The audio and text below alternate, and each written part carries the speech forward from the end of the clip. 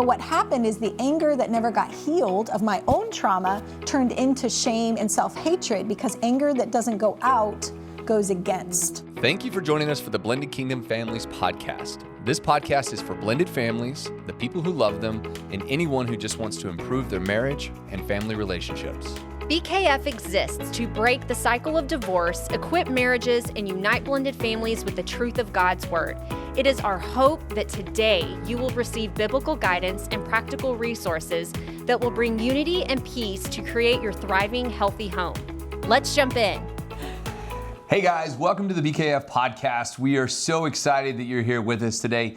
If you haven't already, please take an opportunity, like, share, comment, subscribe to the podcast. If you're listening on Audible, you have an amazing opportunity to see this in live video on YouTube. Go over to our YouTube channel, subscribe. We would love to alert you when every new podcast comes out. Today, we are excited to welcome our friend, Dr. Shannan Crawford, to the podcast. Thank you so much for having me. This is a huge privilege. Oh, we're so excited, Dr. Crawford. We've been looking forward to this for a long time, and we just know that there are going to be so many people just blessed by your wisdom and knowledge and just your heart really to serve the kingdom. And so, again, thank you so much for being here today. But I first want to share a little bit about you and who you are to our audience. So you guys, Dr. Shannan Crawford, she's a licensed clinical psychologist, conference speaker, adjunct professor at the King's University. She's my professor. Podcast host and leadership consultant. Dr. Shannan Crawford has invested over 15 years in honing strategies for optimal performance for those leading in the creative, corporate, faith-based, and entrepreneurial spaces. She's also the founder of educational nonprofit 7M Culture, and she is also the host of the Unlock You with Dr. Shannan Crawford podcast. And you guys, you have got to go subscribe to that. Check it out. It is absolutely amazing. She uses her experience and passion to help others understand and resolve the unconscious dynamics that have been sabotaging their best efforts. And we're going to dive into this stuff today, you guys. It's going to be great. She earned her APA accredited doctoral and master's degree in clinical psychology from Regent University in Virginia Beach. Dr. Crawford is also the CEO of Dr. Crawford and Associates PLLC. So welcome, Dr. Crawford. Thank you. Yes. Well, and you have such a breadth of experience. And again, going into this podcast, I'm telling you, it's going to be amazing. People are going to get rocked by just the education that you're going to be able to provide. Just when you talk about the unconscious and the things that, you know, to the layman term, it's the things that you don't realize. You know, it's like, why am I doing this? Yeah. And we're going to really dive into this today. Before we get into kind of the meat of the podcast, we want to give you an opportunity. Anything else you want to tell the audience about you, what you love to do, anything? Well, I was just working on a project for something else last night, and I went through all these memories of childhood that all of my first memories were doing entrepreneurial things. So with like crayons, I was drawing my fashion line for the future. I was getting construction paper and getting like glue and putting my little magazine together for my empire that I would have one day as a business mogul. So it just made me think, like, I love entrepreneurs. I am an entrepreneur, and that's something I'm passionate about, is seeing other entrepreneurs thrive emotionally and not just fiscally. I love it. And your podcast, Unlock You, which I love the title of that. Thank you. Tell us a little bit about the heart behind the podcast, why you chose to do it, and what you hope that the podcast does. Yeah. I think that I was one of those people that grew up with a lot of passion and a lot of good intentions, but then everything inside of me was jumbled and I kept doing the wrong thing and self-sabotaging. And so when I was directed towards psychology, I started to find answers that I was like, oh my gosh, this is so practical. I wish more people knew this. And then I went through a year of psychoanalytic training, and that was so much more helpful. But so much of the language is nomenclature to that field, and it's very esoteric or very distant and unavailable to normal people. So I was like, what would the bridge look like to try to make that more accessible, that the everyday person could understand psychoanalysis in their own life instead of having to kind of read these dense textbooks that are originally from German and whatever other language. Like, I just wanted to make it so that people remove shame and they feel like there is an answer, I'm not broken. And when we sync the conscious and unconscious, then your house no longer divided against itself. Now you're going in the same synergistic direction. Yeah. So good. Why is it important for people to understand this. So I think that a lot of people kind of go through life with this, almost like this blinder on. Yes. Like a horse would have on, so they don't get distracted or they don't get spooked. Or Sure. So why is it important that people understand what you're saying? Oh, goodness. I think that there's something I've lived by. Zeal without knowledge is destructive. And so sometimes we have the best of intentions, but if I don't have the infrastructure on the inside, I can't maintain it. So you'll see a lot of one-hit wonders, whether it's in business or success or in fashion or whatever creative space. And people will do so well, but they'll usually undermine and implode at the pinnacle instead of being able to maintain it. So when we have unconscious issues, you're thinking of like a house, the foundation of the house has fractures. And so those are parts of self, not DID or multiple personality, just parts of self. And part of me is holding my shame. Part of me is holding my pride as a defense mechanism against feeling shame. And when we get that much pressure and you get that close to a life goal and a calling, all of a sudden the pressure is too much on the foundation. And now you'll start seeing sifting sand.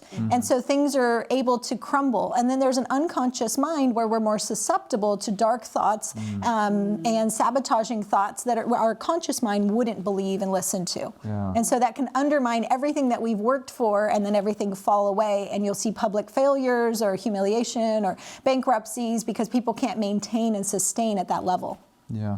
Wow, that's good. Would you say it applies the same way to marriages? Oh gosh, absolutely. Yeah. Yes. Yeah. Yeah, I was saying the same thing, relationships. I mean, it's Absolutely. very much applicable. Yeah. So one of the things that we talked about before the podcast was this concept of reenactments. So how would you define a reenactment, and how do reenactments impact families? That's a great question. And I'm excited for more people to understand it. So a reenactment just means the unconscious mind has automaticity. Kind of like how your cell phone has the auto populate. It'll put your password in there for you. It'll kind of anticipate what words you're typing and texting, you know, on your computer. So your brain does that. Everything in computer is really just mirroring the fantastic mystery of how the brain works. Yeah. And so in relationships, we also have automaticity or templates that we're doing relationships based on. And from that place, I am not consciously regulating that. So that means if I look at you and I go, structure, legs, person, that would take way too long. So the brain creates heuristics, which are mental shortcuts. A mental shortcut means my brain will go back and go, okay, the last time I was with an authority figure, it felt like this and it replicated like this. And so there's a default, including even emotional sets or a self state. So a lot of people in marriage will say, I get along with everybody else and just you're my problem. My spouse is the problem. Really, it's because there's a different self state. You're probably bringing a different version of yourself unconsciously to gregarious, fun, coworker, colleague situations than you are with an intimate partner, because there's a different me attached or assigned to that relationship grid. So if we don't bring that conscious and work through that, then what we do is we end up hooking people into relationship dynamics that create self-fulfilling prophecies. I believe you're going to try to control me. I believe that you're going to, and so I'm going to make sure you don't by doing things that make you insecure in the relationship and then cause you to become more controlling. And then I go, look you're doing it. You're controlling just like X person of my past. Whether I've ever consciously made the connection that they're like X person of the past, today I'm emotionally relating with them just like they are, and I made a bunch of internal judgments and vows and beliefs around that. And so it's now getting played out like a theater in the unconscious, where this part of me that's stuck staring at this person that's unresolved, and or looking for compassion or empathy or codependency. I'm needing you to be okay. Whatever the dynamic is, it's like the unconscious mind is still staring at that unresolved relationship. And so now I'm treating you as if you are, and people will now start doing things that are very similar because I'm hooking them into that dynamic. And it happens, research says 2.5 to 5 years, most intimate partner relationships will start to go through reenactments, where we'll start to have stress in the relationship relationship quality goes down, because no longer are you this fresh new being that I'm interested and curious. I'm now on a date when you've got your cell phone, right? You're unavailable, like my parents who watch TV, or not my parents, this is examples. So whatever the example might be of, you're distant or cold, you don't greet me at the door, you don't delight in me anymore. Whatever that is, that creates a trigger, and it like that automaticity, now that activates, and that part of me, that self state, is now the me that's showing up to the relationship, no longer in intimacy and connection and playfulness. Now it's me that's protected and guarded, and they call it reciprocal relationship in the research, where it's like, you don't do it, then I won't do it. Versus more of a covenantal, where I choose to serve even when you don't deserve it, and you elicit that good version of them, versus us just getting bottlenecked in this really entrenched dynamic. Yeah, no, that is so good. And, when you were talking about the inner vows, that's what hit me. And it's almost like sometimes we can place a tag on people as well when we start doing that. And a lot of people, if you're listening, you're like, well, I don't quite understand the terminology, and I want to ask this question. What is the difference between what you're asking, what you're saying, versus somebody who has like a passive aggressive behavior, or that's, they're kind of like projecting and then receiving, they're getting exactly. What is there a difference, or maybe what is that difference? I think I'm just using an umbrella term that would encompass that. Okay. So passive aggressive is just an example of, I don't feel like a powerful person. So let's say I'm the passive aggressive. I don't feel powerful, so I'm going to do things indirectly that undercut communication and intimacy, because I don't feel like I can actually use my words, because the child part of me probably had an authority figure where I didn't feel like they got down on my level and we talked and we engaged at a relational equity level. And so now I'm going to do things indirectly and passively to express the anger that wasn't permissible or allowed in my past relationships, for fear that they'll abandon me, not love me, or it was modeled. Maybe the family did that and I just picked up that modeling as well. There's a million scenarios of how we get to that place. But on the receiving end, that sure doesn't feel good to be like, wait, that was a compliment, but it was backhanded. You're saying nice things, but then, or you're distancing and cold and unavailable if I don't do what you want. So there's all these dynamics that are playing out in the theater of the unconscious that each person is fluidly responding to, but then consciously we're like, hey, let's make dinner. Who's putting the kids to bed? What is our next event that we're going to go to? And we don't realize all the things that are getting unsettled on the inside.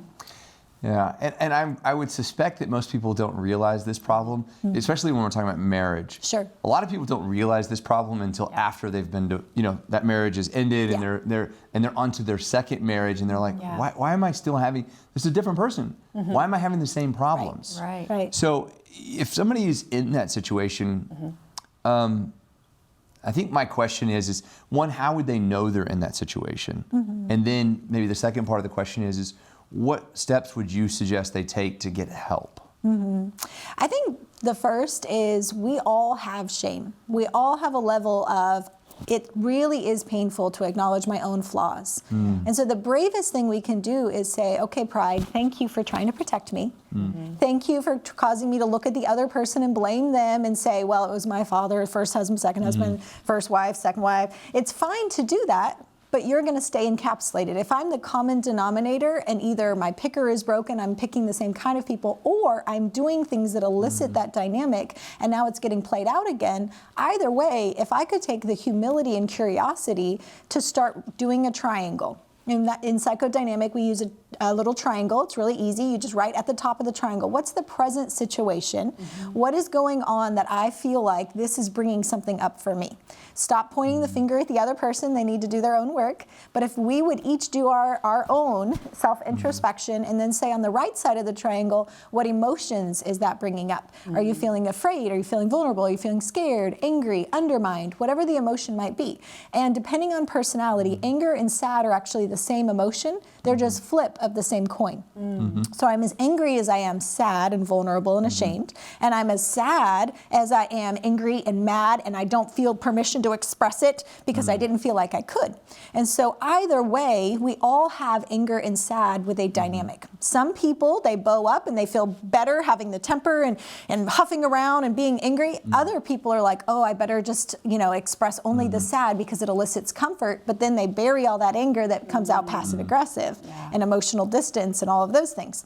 So either way, there's this internal theater going on. And if I can say, what are my emotions? What am I feeling? And then you go to the other side of the triangle and you take it away from the situation. And that's where most people get bottlenecked, because they can't figure out, I've never been in this situation. It's not the same. It doesn't have to be the same situation, it's just the same emotions. Neurochemically, our emotions stay physically in the body.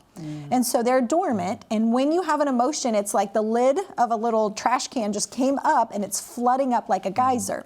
And so that old emotion is now surfacing, and it's attached to parts of you that if there's an emotion, then there's a part of me that's unresolved. There's something that still needs to be healed, mended, worked through, resolved, whatever, at that level.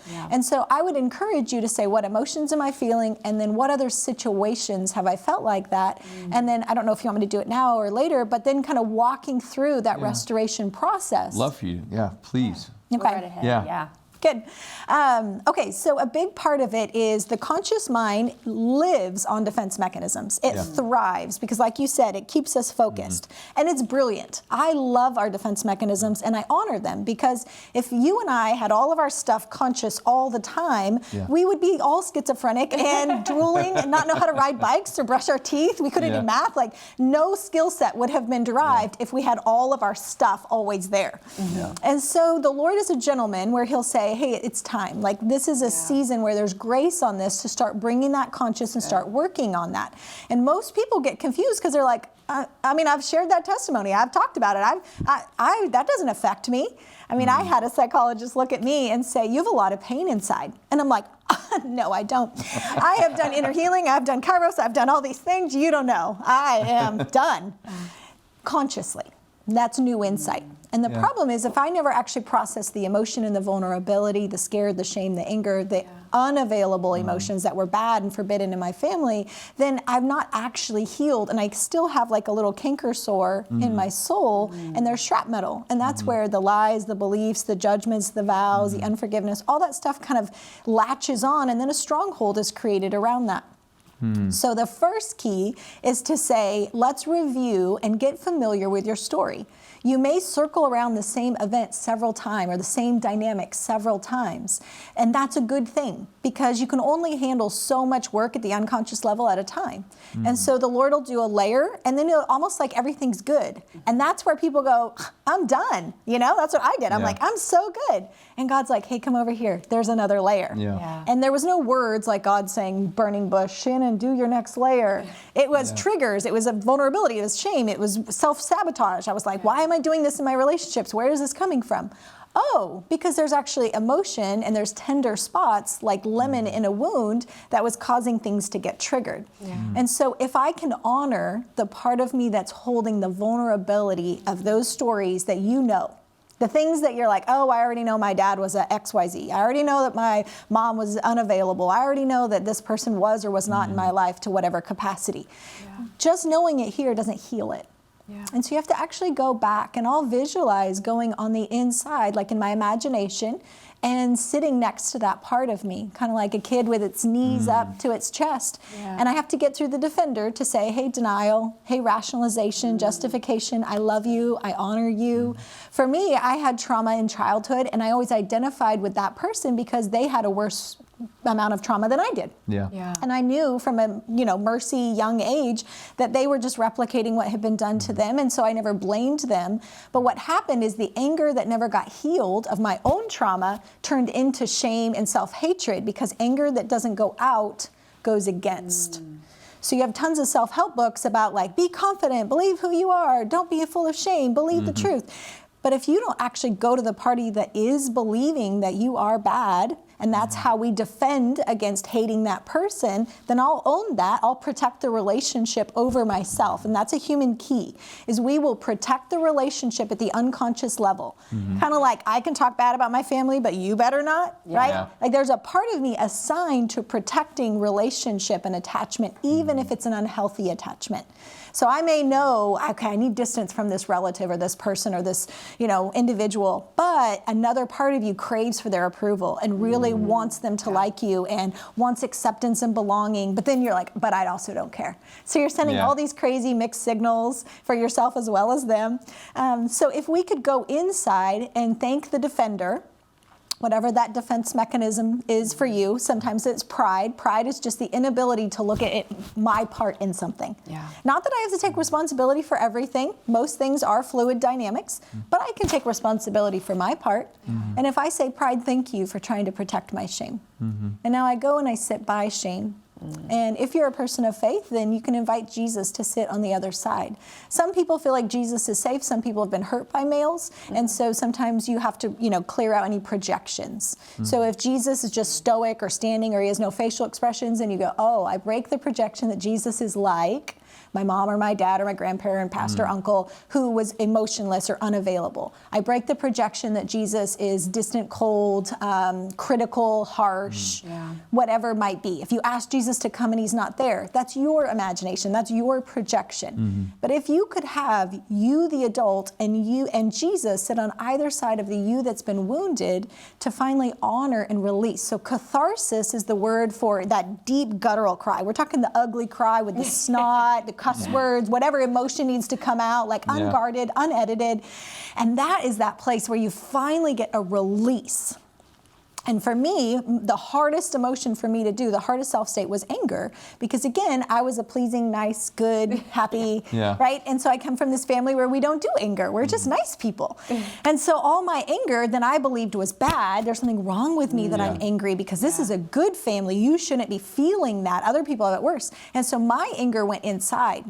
And the picture I had for my anger was Jesus opened the door and it was like this caged wild animal part of me, like very unkept, very ugly, and just punching him and kicking him and like all just very, very like the most not me that I would ever imagine, right? At 5, I knew Jesus was real and I was called to be a missionary. Like those are two things that I knew at 5. I've never walked away from him, but to see a part of me that was like angry and like scratching and clawing. And it was so transformative in that moment for Jesus to just hold his arms out. And I saw the nail piercings on his hands and for him to say, I can take it. I can hold and be crucified for all the things those people did to you. And I can allow you to be angry for things I didn't do, but you're worth that for me. And so it was like this anger part of me asked Jesus to be Lord and Savior, which is progressive sanctification. I consciously asked Jesus to be Lord, but that's positional sanctification. That's me before the throne room going, I am righteous, I am clean, I am worthy, right? I'm going to heaven.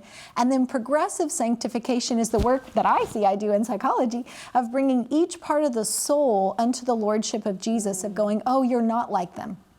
Oh, you're good, you're safe, I can trust you with my heart and all these things inside that I don't understand and make me feel ashamed and scared and upset. And so when that reconciliation happens and my shame part of me and my anger or pride or whatever it might be, when those two parts of you restore relationship within yourself, which I know is kind of abstract, but I think in these terms all the time, so it makes sense to me. So there's a part of you that's the defender going, nope, that doesn't bother me. And there's another part of you behind that holding the pain. And so you want to actually restore relationship, which is restoring self-cohesion. Cohesion within the parts of me. And then we're asking Jesus to be Lord of the defender and Lord of the precious wounded part. And then we're going to ask Jesus to help us bring every part of self back conscious, and you do that by visualizing hugging, and then visualize that you're bringing them into a committee where every part of you is now conscious. That was so good. Yeah. So good. And I'm just so thankful that we're having this conversation, Dr. Crawford, because there's so many people, and especially with the community, the Blended Kingdom family community, a lot of these people come from divorce, a lot of past trauma, a lot of abusive relationships. And, they think that there's something wrong, or they are. I mean, the pride, I walked into our marriage, full of pride and independent woman. And I can, but I love that how you explain it, and just that we recognize that, and and yes, we can give it to Jesus. And I love that you gave that imagery, because one of my mentors, and you know who she is, but that's the same thing that she does when we've had freedom sessions. It's like, I want you to go to that place and when Jesus is in there, and then we're going to hand that to him. And I think whenever you can visualize that, there's so much freedom in that. But I'm just so glad that we're having this conversation, because I know that there's so many people listening and watching who are just struggling. They're struggling. Well, and I get the visual of people who are in that situation and literally, Satan just grabbing them and going, no, you don't need to go there. No, that's not going to help you. Yeah. Or that's not where you need to go. You're doing just fine. Right. So I love that it gives permission, and it's like, listen, there's so many good things, but a lot of people don't know how and where to feel safe about that. So if you're watching this and you're like, I am there, permission, go, just go and receive that. Yeah, and I think, and just how you explained it, Dr. Crawford, rewind this or back up. And the very thing that you said where, recognize that, do the triangle, write those things down and pray about it and seek the Lord and, go to that place with Jesus. Yeah. Yeah. So good. Well, this has been amazing, and we have loved having you here. Our final question that we ask all of our podcast guests, Blended Kingdom Families is the name of our ministry. What is and what does a blended kingdom family mean to you? I think of it as the grafting in, like the Jews and the Gentiles, of this grafting in, that it's even healthier and better than before. That there's this covenantal love of I'm choosing you and I'm choosing everything that comes with you. So kind of like the favor with Joseph in his multicolored coat. Like I just love this grafting in, this beautiful, better than if it hadn't have been, right? And so as a Gentile, I get to benefit from being grafted into the Lord. And so that's how I conceptualize blended families. No, Wonderful. I love that. Yeah, I once wrote a paper on the unity and diversity of the Jews and the Gentiles, and and I love that you said that because we're all blended in the kingdom of God, and so no, I love that, Dr. Crawford. Yeah. I do want to say one more thing. Yes. So there's one more thing that I think is really important. So there's catharsis in that moment, but there's also somebody standing in the gap and repenting and apologizing. And that can be you. You can visualize that person, because sometimes it's not safe to talk to the real person in that conversation and that level. But you could have a friend, you could have a pastor, you could have a therapist, you could have a coach, you could do it yourself. And you just visualize that person finally repenting and taking responsibility and ownership for the things that they did, so that your soul finally gets that release of holding on to my right to be angry. I think a lot of times we fast forward, they call it foreclosing through the forgiveness process, because that's where we're supposed to get. That's the right thing.